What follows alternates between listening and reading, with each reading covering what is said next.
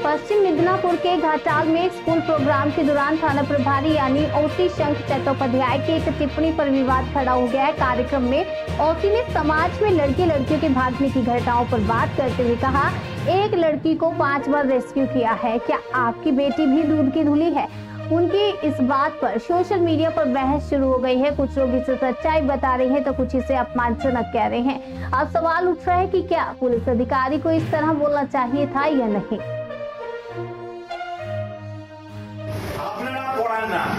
আপনারা নিজেরাই লজ্জা করেন, ছাত্রদের সঙ্গে ইন্টারাকশনে আসেন না, এইসব পরামর্শ দিয়ে কোনো লাভ নেই, আইন দিয়ে কিছু হয় না। একটা মেয়েকে 5 বার উদ্ধার করছি, আবার পালিয়ে যাচ্ছে, বাবা মা বসে বসে কাঁদছে, আবার নিয়ে আসছি।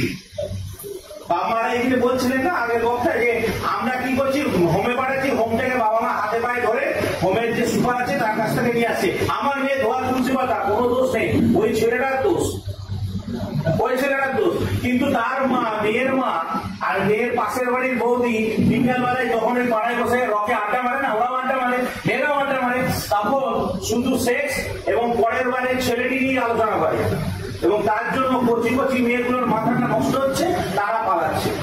কোন ছেলের দোষ থাকে না, 100% বলছি, আমি এত বড় কথা বলছি, অন রেকর্ড, ক্যামেরা হচ্ছে। মেয়েরা ব্ল্যাকমেল করে, আমাকে নিয়ে যাও নাহলে আত্মহত্যা করবো, 100টায় 100টা পাই।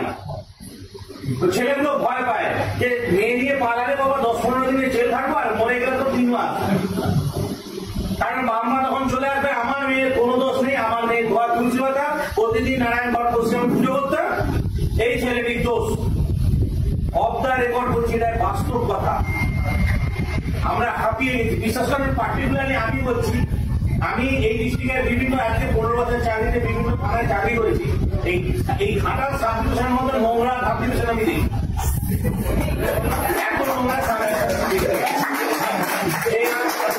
ক্রাইম নেই, কোনো ক্রাইম নেই। আমি বলছি বেসিক্যালি এই জায়গাটাতে শান্ত জায়গা, খুব শান্ত জায়গা, একদম পিসফুল। কোনো সামান্য একটু পলিটিক্যাল প্রবলেম আছে, ওগুলো কোনো ব্যাপার না, দুটো ডান্ডা তুলে সব শেষ।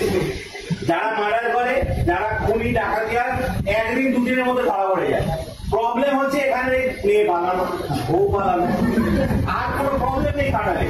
কারণ একটাই, আমরা ইন্টারাকশন করি না বাচ্চাদের সঙ্গে। বাচ্চা যখন আজকের ডেটে, তখন আগের দিনে ঠিক ছিল, আজকের ডেটে 10 থেকে 12 বছর ইংলিশ মিডিয়ামে যেই ছেলে মেয়েরা পড়ে, তারা ক্লাস 6-7 থেকে তাদেরকে নিয়ে আপনারা ক্লাস করুন, আলাদা ক্লাস করুন, দরকার হলে একটা সাবজেক্ট একদিন কম পড়ান। কিন্তু এইটা বলি, কারণ কি, সমাজটাকে বাঁচাতে হবে, ছেলেগুলোকে মানুষ, মেয়েগুলোকে মানুষ করতে হবে। প্রথমেই এদের গোড়ায় গলদ থাকছে, এরা একটা জিনিস ভাবুন, আমাদের একটা সভা থাকে, জানেন এটা কি, আমাদের নেসেসিটি ইজ দ্য কি অফ ইনভেনশন। আমাদের যখন যেটা প্রয়োজন হয়েছে আমরা আবিষ্কার করে ফেলেছি, তাহলে যেটা আমরা দেখবেন আড়ালে রাখি, সেটাকে দেখার ইচ্ছা আমাদের প্রচুর, যেটা আমরা লুকিয়ে রাখি সেই জিনিসটাকে পাওয়ার ইচ্ছা প্রচুর। তাহলে আমরা যদি ওপেন করি বাচ্চাদের মধ্যে যে জিনিসটা কি, এটার ভালো দিক কি, এটার খারাপ দিক কি, হ্যাঁ প্রথমে একটা থাকবে, কারণ আমরা সেভাবে মানুষ হয়েছি, এই জিনিসটাকে লুকিয়ে আমাদের বাবা মারা করেছে। কিন্তু আজকের ডেটে আমরা কিন্তু সেই দিকে নেই, আমরা কিন্তু 1-2 স্টেপ উঠিনি, 10-12টা স্টেপ উপরে আছে, গ্যাপ একটা তৈরি হয়েছে। তাহলে এই গ্যাপটা যেন আমাদের ছেলে মেয়েদের মধ্যে না থাকে, এদেরকে বোঝাতে হবে বাবা কোনটা ভালো কোনটা খারাপ। বাচ্চা ছেলে মেয়ে আছে, 16-17 বছর বয়স হয়ে গেছে, 15 বছর বয়স হয়ে গেছে, ভালো লাগতে পারে, একে অপরকে ভালো লাগতে পারে, ভালো লাগতেই পারে, লাগুক, ভালো লাগুক, কোনো অসুবিধা নেই, ভালো লাগার মধ্যে কোনো খারাপ আমি দেখি না। কিন্তু এর পরবর্তী যে স্টেপটা আছে, সেটা একটা লিমিটেড আমাদের বয়সেই যেতে হবে। এই বয়সটা ওদের বোঝাতে হবে, বাবা এই বয়সে যাও। এখানে মেডিকেল টার্ম আসছে, প্রথমে তো ডাক্তার বোঝাবে না, যে সায়েন্সের বায়োলজি স্যার আছেন বা ম্যাডাম আছেন, তারা ইলাবোরেট করে ছাত্রছাত্রীদেরকে বোঝাবে যে এর পরে কি হয়। এখন ক্লাস 8 নিয়ে পালিয়ে যাচ্ছে, তাহলে আমাদেরকে আরো ছোট হয়ে যেতে হবে, ক্লাস 6 থেকে স্টার্ট করবো।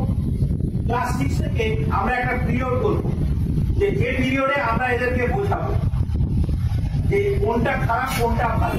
হ্যাঁ, ছেলেদের সঙ্গে বসে বলতে অসুবিধা আছে, ছেলেদেরকে আলাদা করুন, মেয়েদেরকে আলাদা করুন। প্রথমে ওদেরকে হ্যাবিচুয়েট করুন যে এরকম একটা ক্লাস আছে, এই ক্লাসটা অ্যাটেন্ড করতে হবে, এটা শেখার জিনিস আছে। আমরা সব লুকিয়ে রাখি, আমরা সেই পুরোনো ধ্যান ধারণা মাঝে কথা বলবো না। দেখবে বায়োলজি টিচাররা আছে, ম্যাডাম স্যার সবাই কি করছি, যখন ওই আমাদের এই সমস্ত কথা বলতে আসবে মানে ওইটা মেগাবাইট জিগাবাইটও স্পিডটা মাপা যাবে না এত তাড়াতাড়ি। কারণ কি, ইন্টারাকশন করতে চাইছি না। আমাদের ক্ষেত্রেও হয়েছে, আমরা যখন করেছি ওইটা আমরাও পেয়েছি।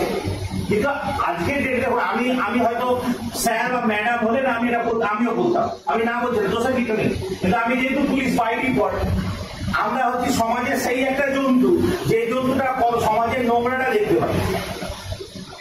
আমি পার্সোনালি নিজেকে বলি যে খাকি পোশাক করি, আমি কিন্তু একটু বেশি বেতনভুক্ত আপনার নর্দমা পরিষ্কার করার জমাদার, আর কিছু নয়। আমরা পুরো নোংরাটাই দেখি, আমরা এমন একটা জায়গায় বসেছি না, শুধু সমাজের নোংরাটাই বুঝতে পারি। ভালো তো সবাই বলে, একটা লোকের মধ্যে কতটা ভালো কতটা খারাপ আমরাই বুঝতে পারি, আর কেউ বুঝতে পারে না। সেই জন্য বলছি যে আপনারা আইনি পরামর্শ আমি দেবো, আইন কি বলে হ্যাঁ ওই করবি, আর মেয়েকে মালিকেরা বাবা 7 বছরের জেল আছে, পক্সো করে দেবো, 12 বছর ঢুকে যাবি, নানা রকম গাদা আইন করবো। পক্সো 4, পক্সো 6, পক্সো 8, পক্সো 12 আমি আপনাদের বলবো উপর দিয়ে যাবে, সব উপর দিয়ে যাবে, লেভেলেও যাবে না, সব উপর দিয়ে যাবে। কারণ আপনারা কিন্তু তার ব্যাপারটা বুঝতেই পারবেন। আর দৈনন্দিন জীবনে আপনাদের কোনো কাজে লাগে না, আমাদের লাগবে না, তাহলে ওই জ্ঞানটা আমাদের কাছে থাকবো না। শুধু সচেতনতা, আর কিছু দরকার।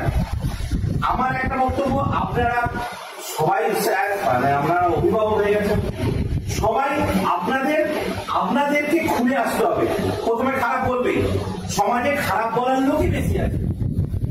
তো সেই জন্য বলছি, যেমন সচিন তেন্ডুলকার এত হাইট ছিল, এইটা কি খেলবে বাচ্চা ছেলে, ওকে প্রথমে ওই কথাটাই বলেছিল। সবাই বলেছিল নাকটা ফেটে যেতে, সবাই বলেছিল তুই উঠে যাবে, তাই তো? সে বলেছিল কি ম্যাচ খেলেগা। আমচি মুম্বাইয়ের লোক এক দুটো শব্দ বলেছিল ম্যাচ খেলেগা, নাকটা ফাটা। তার মানে কি, সে ওই দিনই সচিন হয়ে গেছে। তাই